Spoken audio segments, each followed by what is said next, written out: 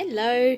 I know it was super evil of me to not open this in my birthday haul, but I promise today I am going to open this and we're going to unbox the whole thing, take a look at the colours, swatch them and do a painting, everything.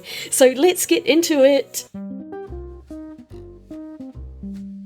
Honestly, it's been killing me to not open this box, but I really wanted to wait and just do one whole video on this. So I'm going to peel the plastic off first, and then we'll take a look at the box, because the plastic is reflecting off the studio lights and it's super annoying.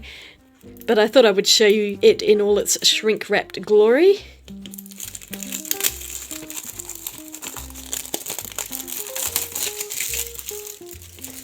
Okay, so here it is. It's still shiny. It's a cardboard box. Actually, I think it's a slip, and I took a fancy to it when I saw this originally advertised. I bought this off Jackson's Art. I pretty much ordered this as soon as it came out, I think, or just after. I didn't realise it had been released until someone pointed it out, and so I quickly went online and placed an order before they sold out. I think when I was looking the other day, they were awaiting stock, but I will be linking this in the description below so you can check it out, and hopefully they will have new stock in there. This is Roman Szmal Aquarius, and it is Andrzej Gosik's palette. It's extra fine watercolours in 24 pans, and they are full pans. This is the first one they've released that comes in an actual tin, and they do have the colours on the back here, but we will get to those. Let's get this box open. It's a slidey outy thing by the looks of it, so I will be very careful not to ding it if I can preserve that box.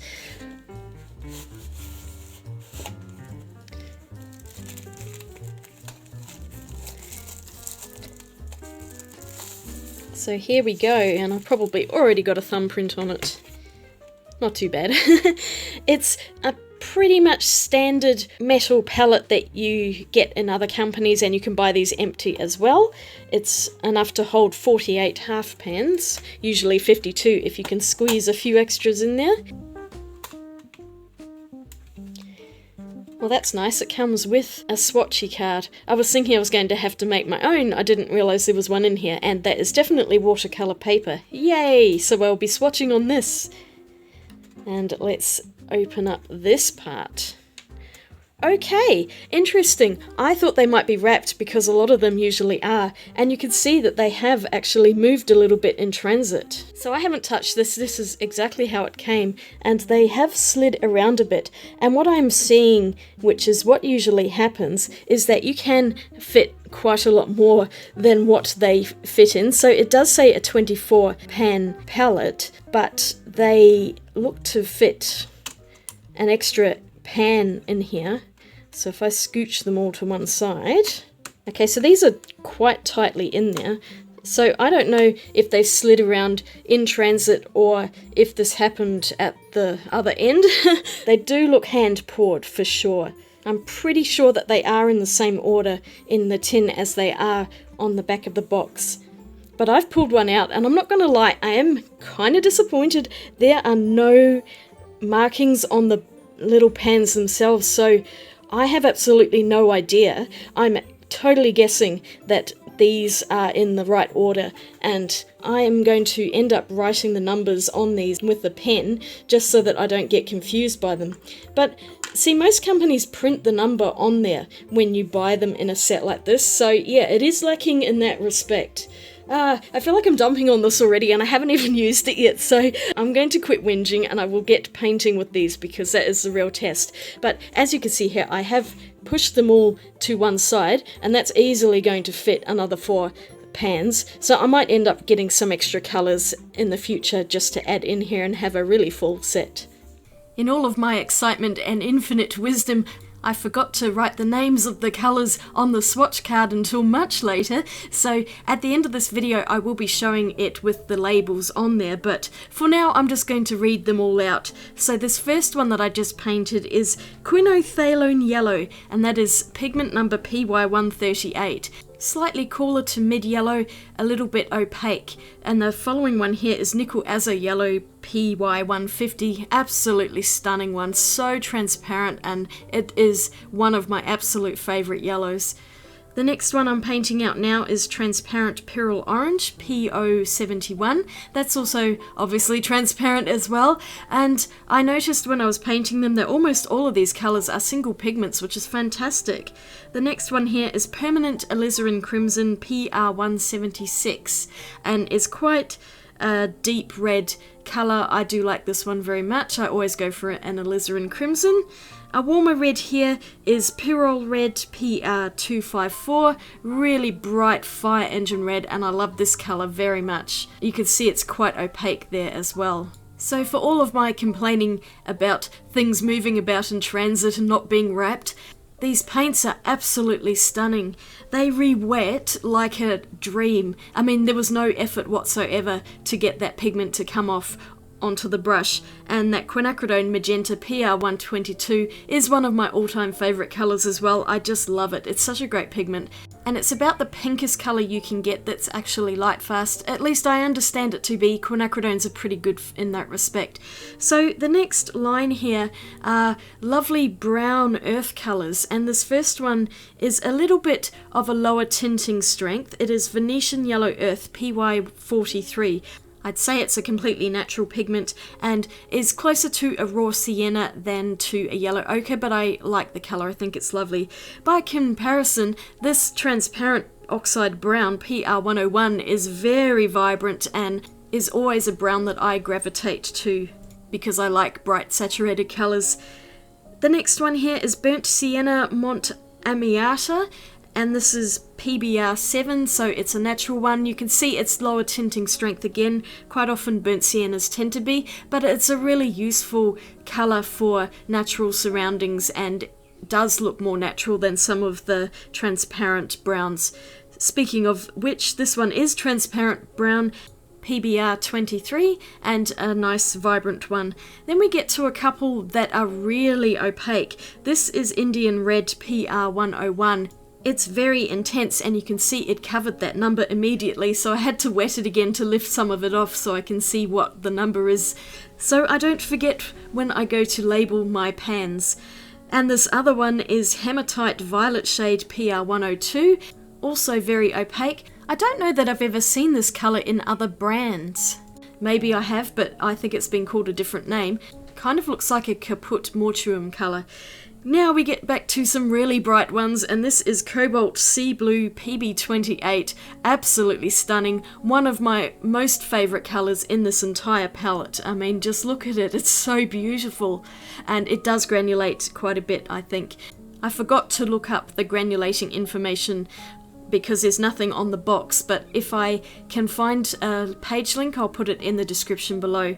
This is Ocean Blue PBR24 and PB15:3, so this is the first one that's a double pigment, and I'm guessing is one of their unique convenience mixes. Then we move into some greens from the turquoise colours. This is Phthalo Green Blue shade PG7, a fairly standard green. It's always quite useful in palettes because it mixes really well with those two yellows to make a really bright green. And the next one here is Sap Green Light. This is a mix of that Phthalo Green Blue shade PG7 in with PY110. And it's quite nice. It does go a bit more muted once it dries, but it does look quite vibrant here. I thought this one was Sap Green, but it's actually Hooker's Green, PY150 and PB27 mixed together, and I like this one too. I think the greens in this set, for the most part, are nice and earthy, and they're very useful ones. And then we get a really dark one here, which is Perylene Green Deep, PBK32, so it's actually a black pigment, but that greenish undertone, and it's always such a useful colour for shadows, especially in landscapes. So I'm happy with the range of greens that are in there. Going back to the bluer colours, this one is Phthalo Turquoise, PB16, and there's like the three turquoisey colours in this corner, which I actually quite like because I really do enjoy teals and turquoises, but overall there are a lot of blues in this set. The one I'm painting now is Blue Sky, a mix of PW6 and PB15:1, so white with phthalo blue. And then we have Phthalo Blue Red shade, which is PB15:6. I pretty much always have a phthalo blue in my palette, so I'm happy with this one. I usually go for the green shade, but the red shade's fine as well because they do have those cooler turquoisey blues there. And then we have Ultramarine Intense PB29. I think it might just be a standard ultramarine, but it's a nice blue anyway. And this next one, interestingly, is Aquarius Cobalt Blue PB72. I'm not sure that I've ever seen this colour either, so that's a more granulating muted blue. And our very last one here is Shadow Violet Light, which is a mix of 3 pigments, PB36, PB29 and PR176, and I think this might be an Aquarius special as well. This one's interesting because it's a shadowy colour, but it's not quite as dark as a Payne's Grey. Okay, they're really beautiful, thank goodness! So all of the stuff I was whinging about at the beginning I can take back now. And I am quite impressed with the colour palette that's in here. I don't normally go for a curated one, but I do like the choices that are in here. That Hematite violet shade is very granulating, as you can see, and this Shadow Violet Light is also quite an interesting colour. It is like a light version of a Payne's Grey. It's interesting. I think it does have a lot of blues and aquas in here, but as I was showing you here, I do have room for 4 more pans, so I think I will eventually order another 4 pans to flesh this out, because I'm thinking I'd like to get maybe a proper purple colour, maybe like a yellow green that's a bit lighter than this one, another red perhaps, and maybe like a really dark Payne's Grey or a black or something. I'll see how I go, but I'll decide over time what I'm going to do with those. But first things first, let's do some painting with this palette and see what I can come up with. Oh, and one last thing. When comparing my painted out swatch chart to the colours on here, they are considerably different, especially those blues. Look at those. Those are so totally different, so the photos do not do the paints justice in this case. They are quite different. The other colours are mostly similar, but it seems like the blues just weren't able to translate onto the printout. And the other thing I'm going to do is remove this flap because it's really just in the way and it doesn't lay very flat. It's on an angle, so it just is too big on the table, so I always remove these central ones on the large palettes. That's assuming I can get it out because there's a small piece of metal that goes along the whole length and I could see the edge of it, but it's not very easy to get it, so I need to try and poke it through, I think. Got it! You have to use a bit of force to get it out, but then I will keep this and the inside flap somewhere else. I've got a whole bunch of them, but it just makes the box so much more manageable. Less talky, more painty. So I grabbed a small watercolour block, and at this point I didn't really actually have an idea of what to paint, so I just started by painting in some balloons, and these are inspired from a birthday card that I was given this year. I just thought it was quite pretty, so I thought I would replicate the design using some of the different colours to paint these little abstract balloons. It was an interesting way to see how the watercolours layered on top of one another, and you could see that the Perylene red did bleed into the yellow a little bit, even though I let it fully dry, but the teal colour I'm using here was great and that didn't have any issues. Then I'm using that lovely Shadow Violet colour because it's just so unusual and I wanted to try and use it as much as possible in my paintings. I actually got a few done in this video, as you'll see soon, but this was just my starting one because when I don't know what to paint, I end up just starting out by painting blobs and then hope that inspiration will come to me as I'm doing that. I chose the Sap Green Light for my last balloon. I'm wishing I'd used the phthalo green blue shade instead because the sap green went a bit muddy. And then once everything had dried, I drew some grey pen lines on there for the balloon strings. I figured black pen would be too stark. And that is pretty much my little painting, aside from a couple of extra layers that I did because that teal balloon just needed a bit more to see the layers of it. And that's this one done. I'm happy with how it turned out. Whimsical and illustrative. After that, I dug out this packet of round handmade watercolour paper and thought I would give it a go. This is purely an imaginative piece, a sunset on water. I just really wanted to use all of the colours and see how bright they would go. They're so pretty. The first layer is fairly pale, but once I added subsequent layers on, man, they get bright. The only other watercolours that have really achieved this level of brightness for me are the M. Graham ones. They do shift a little bit when they're dry to a slightly paler colour, but going over them again was easy, no issues with glazing or layering, and the colours flow nicely in water. I was using wet on wet here. You can see them flowing just pretty much the same as any other watercolour that I've ever used. You can see I'm going over this with another layer, and I was painting wet paint onto dry paper here and blending it as I went out rather than just having the whole thing wet and going everywhere, turning everything into mud. This is just a bit more control this way. You can see how intense the colours get, and I'm somehow missing the footage of the top part of that. Oops, I'm really good at doing that lately. But I still have that inky brush pen out from Inktober, so I thought I would go over the top with a silhouette. I was thinking palm trees to start with, so I just drew these in from imagination, which is why they're a bit wobbly and probably not as accurate as they could be, but honestly, does it matter? I don't think so. I think it's pretty obvious that they're palm trees, or some type of tree that goes out on the beach anyway. So I drew in another one to get some balance, and because the paper is round, I did draw them on a curve leaning in towards the centre to cover over that sunset. It still felt like it needed something else, so I ended up drawing in a hammock. And I could not remember what a hammock really looked like, so it's not the best one. But sometimes I'm too lazy to look at reference images, and so I just made it up.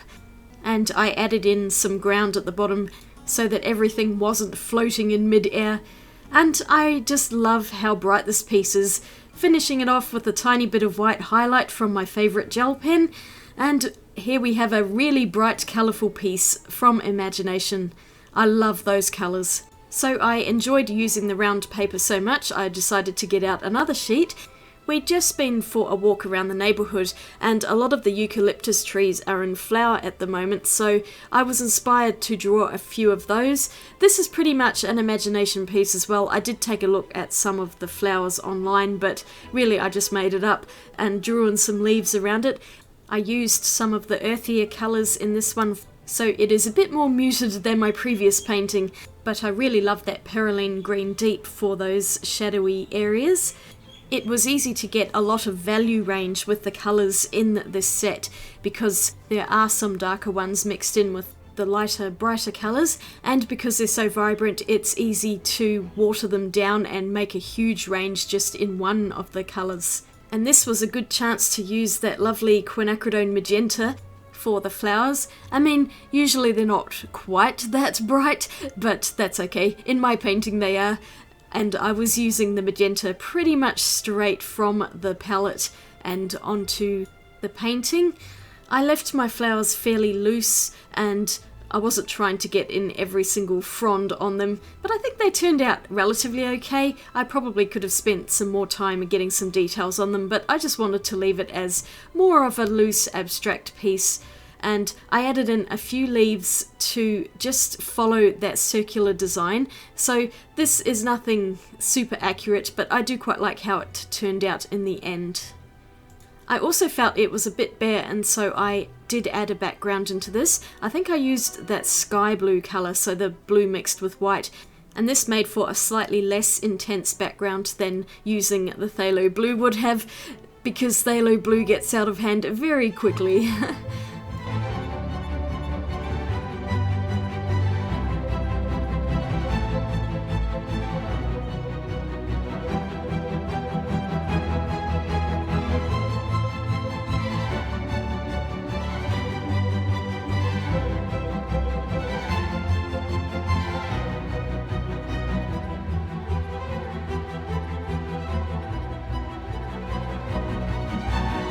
So this was just a little quick piece that I did without very much planning or effort. And then I decided to go for a larger painting. So this is my main one. I'm using a 9x12 piece of watercolour paper, 100% cotton, as is all of the paper that I've used in this video. but I'd seen this picture of a hummingbird on Pixabay and I thought it was really cool. It has a lot of colours in its feathers, so I thought this might be a nice way to use some of those brighter colours because they are always the ones I gravitate to. So I painted a bit of colour onto the paper and then I would blend it out with water to get that lovely blendy effect. And all of the colours are absolutely stunning. I love them so much. That purple I made with the phthalo blue and the magenta, so you can always get a lovely bright purple with those. But I still wouldn't mind getting a violet that's already convenience mixed because I do get a bit lazy when it comes to mixing colours sometimes. And then I did a small bit of wet on wet down the bottom of its tail just to kind of make it blend into the background a bit. So it's slightly abstract, and I did a similar sort of effect with the wings. I'd seen someone else do a painting like this and I just thought it was a really neat effect. I could not tell you who that person was, unfortunately. It just was something I briefly saw on Facebook. But I am very happy with how this painting turned out. It's kind of a hybrid of really loose watercolour style mixed in with more detail on the bird's body. I did go over everything again with another layer and you can just really see how the colours build up. So yes, I had a wonderful time with these paints and I have no complaints whatsoever about them in the end.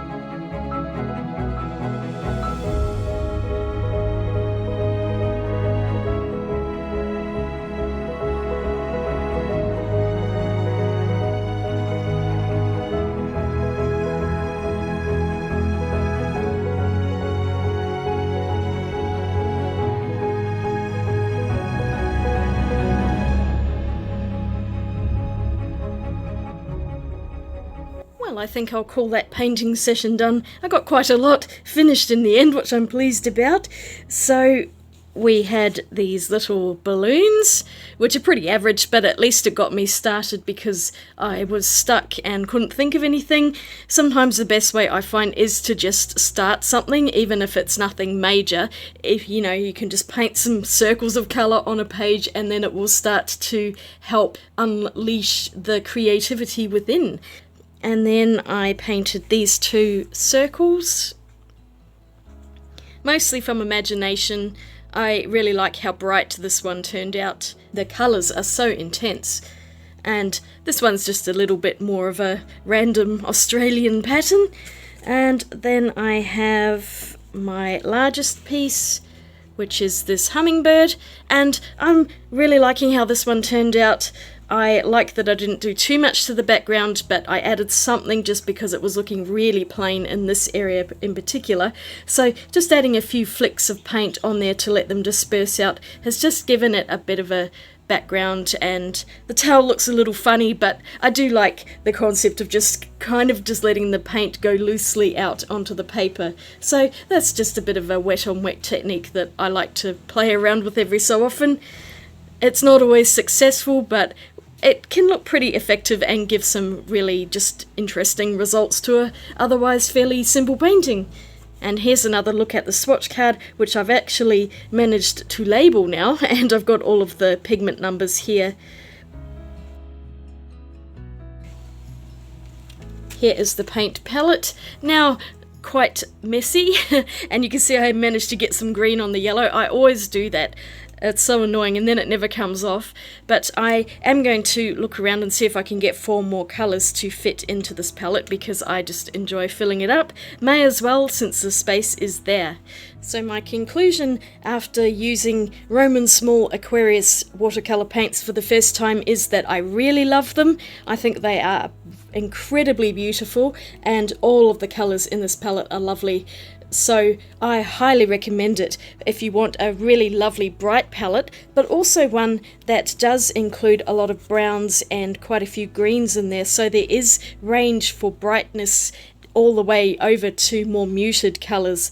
I think it would benefit from having a violet of some colour, a darker black or Payne's grey maybe, and I'm not too sure what the other 2 colours would be that I would choose. I will have to think about it. Overall, I'm really happy with this palette, even though it had got a bit joggled about in transit and I was freaking out when I first opened it. It turned out that the paints are fabulous and it redeemed itself immediately, so I have no regrets buying this. I think it is a wonderful palette, and I will definitely look around to purchase a few more Aquarius paints for this set. So thank you very much for watching my video. I hope that was helpful, especially if you've been looking at this new set and wondering if you might want to buy it or not.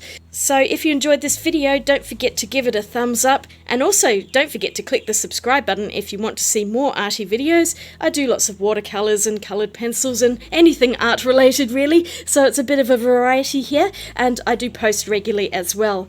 So I will see you all again really soon for my next video. Have a wonderful day out there, and I will swatch you later. Bye!